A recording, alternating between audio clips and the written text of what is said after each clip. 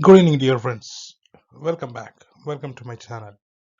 So far, we have discussed about the head and neck spotters, and now we are going to discuss about the spotters, which usually they ask from the upper limb regarding the bones. Which bones usually they ask in the examination? Now we'll see now. Okay, so let's get started. So first and foremost bone which we are going to see is the flat bone which occupies the posterolateral aspect of the thoracic cage. Strictly speaking, posterior superior aspect, and strictly it is occupying the lateral aspect of thoracic cage. Now this flat bone, what usually they ask in the examination is, first they ask the side determination. So how to identify the side? Already you might have studied about it. The spine of the scapula, it has to present posteriorly, and this glenoid cavity of the scapula, it has to face anterolaterally. Okay, it has to face anterolaterally, and the spine of the scapula, it has to present posteriorly. That is how we have to hold this scapula in anatomical position. Then according to that position, you can find that this scapula is it is belongs to the left side. Now on the picture on the screen, which we are going to find is, this is the left sided scapula. So the next question is the spine of the scapula and attachments. So they may mark this particular area and ask you to find out this marked area and name the attachments. Mention one or two attachments to the spine of the scapula. The next one is supraspinous fossa. So above this spine of the scapula, we can identify supraspinous fossa. Below the spine of the scapula, we can identify infraspinous fossa. And this spine of the scapula, which is extending laterally, and it is continuous as acromion process.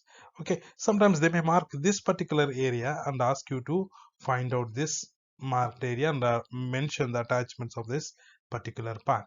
So let us see one by one. So the spine of the scapula, then this supraspinous fossa, infraspinous fossa, and this is acromion process. Okay, so that is about the scapula.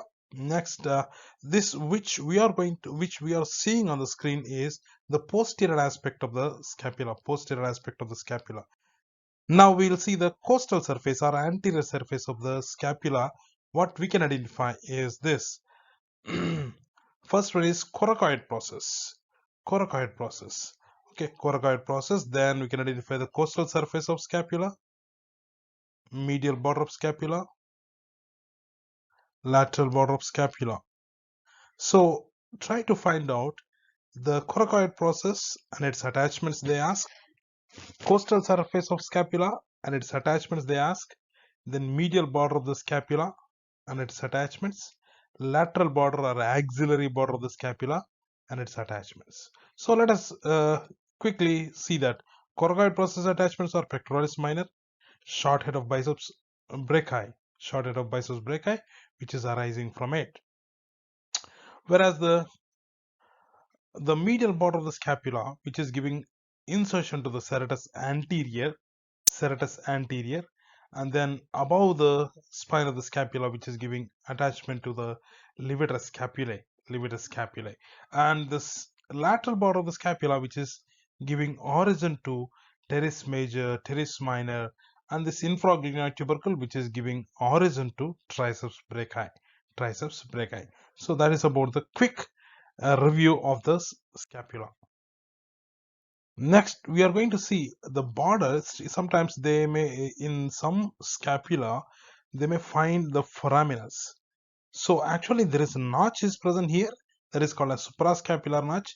The notch is going to convert into a foramen by help of a ligament called as transverse scapular ligament. Transverse scapular ligament. In the old age, after 60-70 years, in some people, the ligaments ossifies and forms the bone. Okay, the ligament gets ossifies and forms a bone. Then obviously the notch will convert into the foramen. So in sometimes they may ask this question, they may pass any probe through this and ask you to find out the foramen, probed foramen, and mention the name the structures passing through that. So what are the structures passing through that? It is very easy to remember. Aeroplane goes up and navel goes down. That mnemonic you remember. So the suprascapular nerve is passing beneath that, and suprascapular artery is passing over that ligament, and then enters into the supraspinous fossa and supplies to that, then passing through the spinoglenoid notch and enters into the infraspinous fossa and supplies to the infraspinatus muscle. Okay, so that is about the quick review of the suprascapular notch. Then, as I told you earlier, anterolaterally, this glenoid cavity of the scapula, they may mark this area and ask you to identify this particular area. Okay, ask you to identify that particular area and mention the structures attached to it. Okay, so what you have to write? So it is going to articulate with the head of the humerus and forms glenohumeral joint or shoulder joint. Next, moving to the collarbone called as clavicle. This clavicle, how to identify the side determination? So let us see the side determination of the scapula. So medial 2/3 it is convex, lateral 1/3 it is concave. Okay, it is a right-sided clavicle which we are seeing above, and the same clavicle we are turned upside down, and then we can see at the inferior surface of medial 2/3 and lateral 1/3 of the clavicle. So what are the questions usually they ask is, first one is side determination. So how to identify the side? So try to find out this subclavian groove. It has to present at the inferior surface. It has to present at the inferior surface, and this subclavian groove which is present at the inferior surface of medial 2/3 of clavicle. Medial 2/3 of clavicle. And this medial 2/3 of clavicle, anteriorly we can see the convex in shape. It is anteriorly convex in shape. Okay, the lateral 1/3 is concave in shape. That position, that shapes you remember, according to that you hold in the examination, then it is easily we can find the attachments, we can explain the attachments of this particular clavicle. Okay, then other question is subclavian groove. Then you can see the anterior and the posterior borders of lateral 1/3 of the clavicle attachments they ask.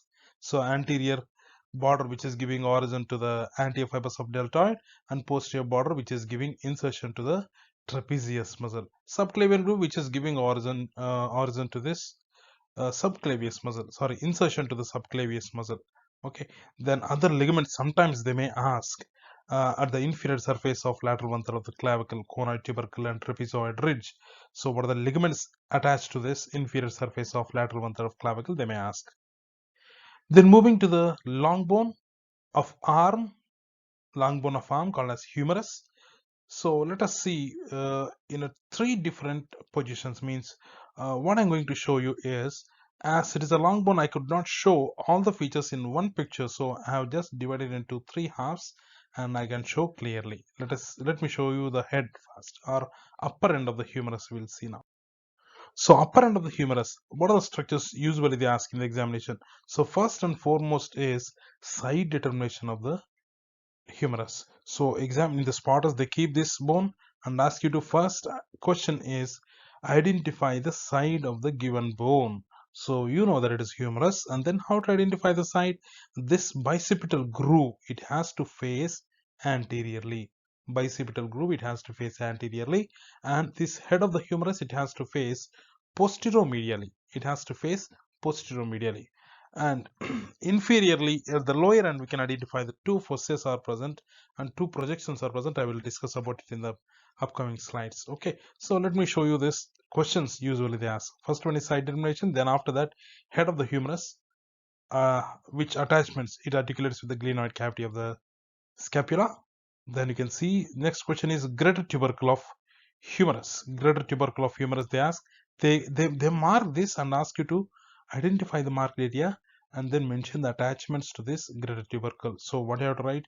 So just have a quick review. Try to open your textbooks and just revise the things. Then you can easily remember the things. So the supraspinatus, infraspinatus, teres major. They are all articulate. They are all attaching to this greater tubercle of humerus. Then lesser tubercle. So lesser tubercle of humerus which is giving insertion to subscapularis muscle. Then bicipital groove, they may mark this area and ask you to identify that marked area and mention the structures present in that groove. So what is the structure present in that? As in the name itself it is saying that bicipital groove means the tendon of biceps brachii is present in it. Then the two lips of the bicipital groove, so the lateral lip and the medial lip, lateral lip and the medial lip. So lateral lip which is giving insertion to the pectoralis major, medial lip which is giving insertion to the teres major, and then the floor of this bicipital groove which is giving insertion to the latissimus dorsi. Latissimus dorsi. To remember this, there is a mnemonic called as a lady between two majors. Lady stands for latissimus dorsi. Lateral lip which is giving insertion to the pectoralis major. Medial lip which is giving insertion to the teres major. Okay, so that is about the upper end of the humerus. Then the necks, sometimes they may ask these particular two necks. One is anatomical neck. Try to find out this. So just below the head of the humerus, the constricted part is called as anatomical neck of the humerus. They may mark this and ask you to identify that particular area, okay, and name the attachments of that. So then you have to study the glenohumeral joint, shoulder joint, and try to remember what are the structures attached to the anatomical neck of the humerus. The next one is surgical neck of the humerus. Surgical neck, how to identify the surgical neck is, surgical neck, it is present exactly just below the greater tubercle and the lesser tubercle and between the shaft. So between the upper end and the shaft, that upper part is occupied by the surgical neck of the humerus. So this is a very important. It is not only for examination purposes, but also whenever you are giving intramuscular injections, you have to be very careful. So because the surgical neck is encircled by posterior circumflex humeral vessels and also the axillary nerve which is supplying to the deltoid muscle. Okay, that is a clinical importance they ask in the examination. That's why I have described about it. Then the deltoid tuberosity, coming to the shaft, anterolateral surface of the shaft, where we can identify the V-shaped roughened area that is called as deltoid tuberosity. V-shaped roughened area which is called as deltoid tuberosity. You know that it is giving insertion to the deltoid muscle. Then coming to the lower end of the humerus, what are the features? What are the questions usually they ask in the examination? So first one is the depressions which are present at the lower end. Laterally there is a depression, one depression. Medially there is one depression. So the laterally the depression is called as radial fossa. Medially there is also a depression called as coronoid fossa. Coronoid fossa.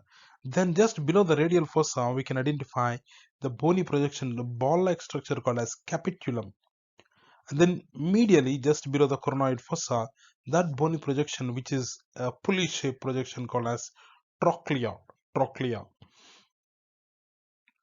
Then medial epicondyle, which is present medial to the trochlea, and lateral to the capitulum, we can identify lateral epicondyle of humerus. So what are the questions usually they ask is, medial epicondyle, they mark and ask you to mention the attachments of the medial epicondyle. And the lateral epicondyle also they may ask, they highlight this and ask you to mention the attachments to the lateral epicondyle. And sometimes they may mark this lateral supracondylar ridge. Lateral supracondylar ridge. So because three muscles which are attaching to this are arising from this, from above downwards, brachioradialis, extensor carpi radialis longus, and extensor carpi radialis brevis. And medial epicondyle which is giving origin to the common flexor tendon, and lateral epicondyle which is giving origin to the common extensor tendon. So the capitulum which is articulating with the head of the radius, whereas a trochlea which is articulating with the trochlear notch which is present in the trochlear notch of ulna. So this is the anterior aspect of the lower end of the humerus. Then we'll see the posterior aspect of lower end of the humerus.